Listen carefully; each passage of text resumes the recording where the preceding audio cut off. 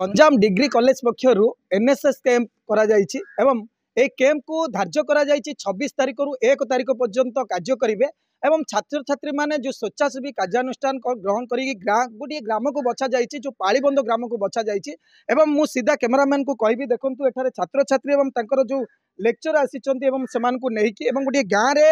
स्वेच्छासेवी भाव में programme officer आसीचंती Ganjam college रो एवं से कार्य को किभली भाव में गाँ लोकों पाखे पहुँचब एवं जो स्वेच्छासेवी कार्य करने पिला छात्र छात्री मन में आग्रह प्रकाश करा लोकों को सचेतन करा से उद्देश्य रे कार्यक्रम करा जायछि एवं जो आज जो गंजाम कॉलेज रही गंजाम डिग्री कॉलेज रही एवं नेशनल सर्विस स्कीम जो करा जायछि एथिरे छात्री अधिक अंशग्रहण करथिबा देखिया मिलुछि एवं खुशीर कथा रही आमर देशर जदि आगु बढ़िबार अछि हेले महिला मानकर मध्य आगु जिबार दक्षता रहा दरकार और छात्री मानकर आगू जबार आवश्यकता अच्छे आम सीधा कथा जो गंजाम कॉलेज प्रोग्रामिंग ऑफिसर रही आम सांगे ए प्रोग्राम कौन रही केते दिन रही केते पिला भाग नहीं मो डॉक्टर सुशांत कुमार सेठी प्रोग्राम ऑफिसर आम गंजाम डिग्री कॉलेज रू आम विंटर स्पेशल कैंप 7 दिनिया कैंप ये 7 दिनिया कैंप आम पालीबंध स्कूल रे आम कैंप लगी 7 दिन धरी चलो बर्तमान आज तृतीय दिन रे पहुँची जाइए तृतीय दिन कंप्लीट आम तृतीय दिन एक्टिविटीज भी कंप्लीट हो जाइए फास्ट डे आम स्कूल कैंपस क्लीन करूँ सेकेंड डे आम फीमेल इन्फेंटिसाइड आम अवेयरनेस करूँ रैली करूँ आज गंगा देवी मंदिर प्रांगण में स्वच्छ भारत प्रोग्राम आमर आयोजन सरी जाइए या आहरी 4 दिन प्रोग्राम है 4 दिन आम पुणी 4टी एक्टिविटीज अच्छी आमर वॉलंटियर्स माने मोस्टली आमर गर्ल्स माने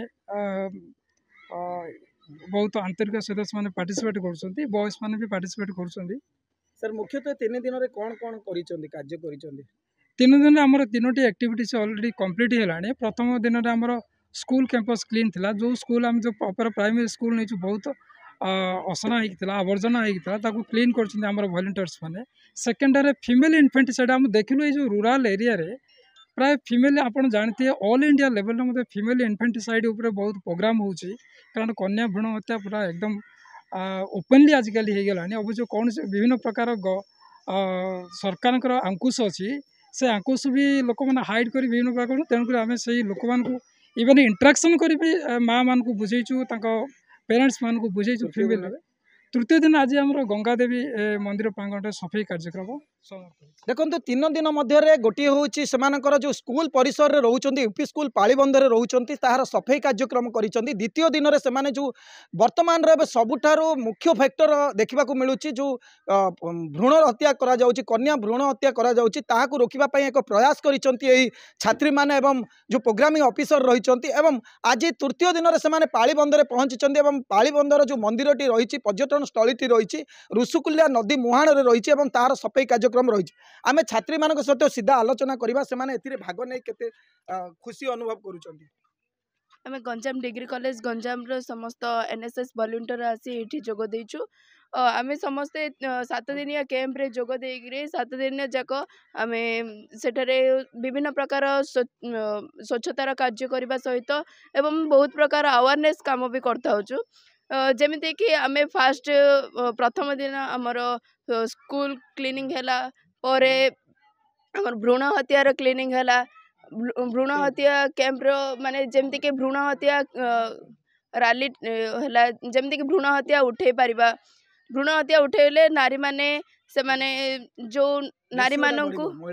महिला मानक रेशियो बढ़ी पारिबो आउ आज हूँ गंगा देवी प्रांगण में जो अलिया आवर्जना पड़ता ताकू आम सफा कलु मत बहुत खुशी अनुभव हुए जेहेतु कि मुझे जन को शिखे पारिबा सहित मु भी निजे शिखुची केमिति स्वच्छता रही स्वच्छता रहा द्वारा कौन मत मिलूँ स्वच्छता रहिले आमर रोग होची ना नहीं मुझे शिखी पार्टी हाँ आर थर जाइली भी गोटे कैंप रे निश्चय भाव में आगामी पीढ़ी मान कौन आपंकर आगामी पीढ़ी मान को कहबी एति कहबी जे आमे भी जेमती स्वच्छता सुंदर रखा स्वच्छता सुंदर रखुचे से भी सेमती स्वच्छता सुंदर रखा द्वारा आम परिवेश सुंदर परिवेश सुंदर रहा सहित रोग अलिया आवर्जना भी दूर कर। कौन कहे आप 3 दिन आसी एनएसएस मुख्य लक्ष्य कौन रहा अनुमान कर कौन अनुभव कर 7 दिन कैंप सर आमर गत 26 तारीख रु आरंभ होलानी कैंप तो आमर प्रथम दिन रे थिला स्कूल कैंपस क्लिनिक तो सेकेंड दिन रे काली थिला आमर कन्या भ्रूण हत्यार रैली थिला कैंप थिला आपण 3 दिन रे कार्य कले आपण कौन लक्ष्य नै के जगह को आसी आमे लक्ष्य नै आसछु समाज केमिति सबले सफा रहिबो सुतरा रहिबो परिवेश प्रदूषण रो निराकरण पई लोक माननकु किछि सचेतनतार वार्ता देउछु जा सहित समाज सबुले बा परिवेश सबुले सफा रहिबो देखो आम देश में आम छात्र छात्री अच्छे आमर गोटे रही लक्ष्य रही आम देश आग को बढ़ार आमर किसी कर्तव्य रही आपड़ ए कौन अनुभव करुँच आगामी पीढ़ी को कौन शिखेबे सर आमे आसवा सहित आमे गोटे गाँव को आसु से गाँव नाम हूँ पालीबंध कैंप पकईचु तो आमे कैंप ए गाँव में पकेयार उद्देश्य हूँ आम गाँव लोक को सचेतनतार वार्ता देवा तो आमे लोक मान सहित मीटिंग करुचु बसिकी तो से आमे सचेतनता दौचु मीटिंग रे स्वच्छता और परिमल उपरे वार्ता देउछु तो सेमानंक भितर जदि कहीं जड़े बुझीगले तो सेमाने आगामी अध्याय रे गाँव को कौन कहे मैडम आप जो भाग नहीं आप केते खुशी अनुभव कर परिवार 7 दिन आसी गोटे कैंप रे रहउचंदी तो केमे रहउची मो बहुत खुशी अनुभव करुच्ची कहीं आम जो प्रकार सब सफा सुतरा सब स्थान रे जाई करथाउछु ता प्रति आम निजे शिक्षा द्वारा अन्य को मध्य बहुत शिक्षा दे था जे आम आज दिनटे गोटे सफा करदेले तो परिवेश को परिच्छन्नता करदेले हेनी आम शिखा द्वारा अन्य को शिखेले से